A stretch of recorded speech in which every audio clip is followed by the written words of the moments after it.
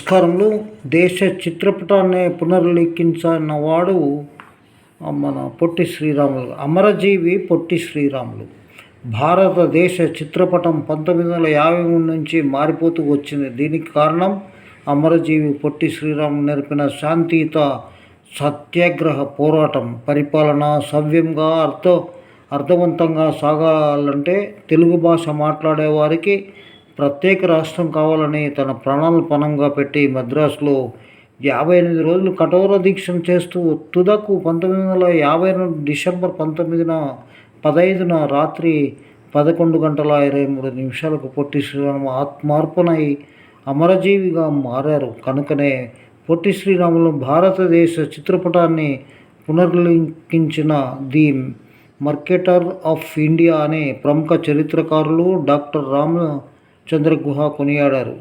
పూర్వీకులు పడమటి ఉప్పల్లి గ్రామానికి చెందిన వారైన పొట్టి శ్రీరాములు 1901 మార్చి 16న పుట్టింది మద్రాసులోనే. మొదట 20 సంవత్సరాలు మద్రాసులోనే అష్టకష్టాలు జీవితాన్ని కొనసాగించి తరువాత ఒక దశాబ్దం పాటు చదువు ఉద్యోగం కారణంగా బొంబాయి నగరంలో శ్రీరాములు నివాసం ఉన్నారు. పిమ్మట దశాబ్దం నుంచి గాంధీజీ అనుచరులుగా ఆయన బాటలో సాగుతూ తొలుత సబర్మతి ఆశ్రమం, వార్ధా ఆశ్రమం, కారాగార వాసం, బీహార్ భూకంప పునరావాస ప్రాంతాలు, గుజరాత్లోని ఆశ్రమంలో శ్రీరాములు ప్రజా జీవితం గడించింది. తరువాత 1936 నుంచి ఒక దశాబ్దాన్ని కాలం పాటు ప్రస్తుత ఆంధ్రప్రదేశ్లోని పలు ప్రాంతాల్లో తిరుగుతూ ఎన్నో రకాల సంస్కరణాత్మక కార్యక్రమాలు చేపట్టారు. హరిజనుల అభ్యున్నతి కోసం బ్రిటిష్ పాలనలో 2 సార్లు స్వతంత్రం వచ్చిన తర్వాత మరో 2 సార్లు దీక్ష చేసిన పొట్టి శ్రీరాములు తెలుగువారి కోసం ప్రత్యేక రాష్ట్రం అంటూ చేసిన దీక్ష 5వది, చివరిది. పొట్టి శ్రీరాములు వంటి నిస్వార్థపరులైన దేశభక్తులు 10-12 మంది తన అనుచరులుగా ఉంటే స్వరాజ్యాన్ని ఏనాడో సాధించేవాడని మహాత్మా గాంధీ 1946లో మద్రాసులో జరిగిన దక్షిణ భారత హిందీ ప్రచార సభ రజతోత్సవంలో శ్లాఘించారు. వారి ఆమర నిరాదీక్ష సత్యాగ్రహ దీక్ష వల్లనే తెలుగువారితో పాటు తమిళులు, మలయాళీలు, కన్నడిలు, తర్వాత మహారాష్ట్రీయులు, గుజరాతీయులు, బీహారీలు, పంజాబీలు ఇలా పలు భాషల వారు ప్రత్యేక రాష్ట్రాలను సిద్ధింపజేసుకున్నారు.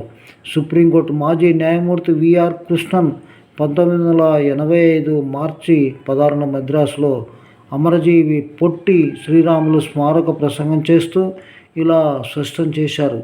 భారతీయ ఫెడరల్ రాజ్యాంగ విధానానికి సంబంధించిన ఉత్తమ సూత్రానికి అమరజీవి పొట్టి శ్రీరాములు గొప్ప బలం చేకూర్చారు. తన ఆత్మహత్యతో భాషా ప్రతిపదకపై రాష్ట్రాల పునర్వీకరణ ప్రక్రియను త్వరితగతిన చేశారు.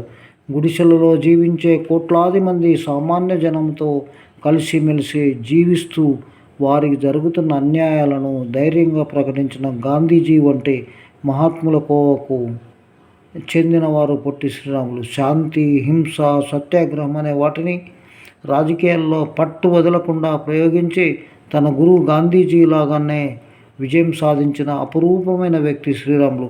పొట్టి శ్రీరాములు జీవన శైలి, ఆలోచన ధోరణిని ఆచరించగలిగితే మరింత మేలైన మానవులుగా పరిగణించడం తథ్యం. వారి త్యాగమయం జీవితం, పోరాటశీలత, దృఢచిత్తం, నిస్వార్థ స్వభావం నేటికి సదా స్మరణీయం.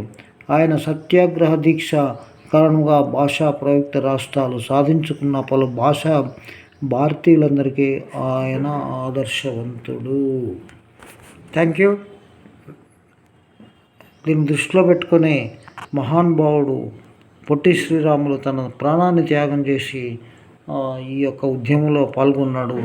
ఆయనను స్మరించుకుంటూ మిత్రులారా, మనము ఇలాంటి త్యాగఫలం వల్లనే మనకు రాష్ట్రానికి కానీ దేశానికి కానీ స్వతంత్రం లభించి మనం స్వేచ్ఛ గాలి వాయువులను పీల్చుకుంటూ మన యొక్క స్వేచ్ఛ లిబర్టీని చేసుకుంటూ ఉన్నాం. నమస్తే.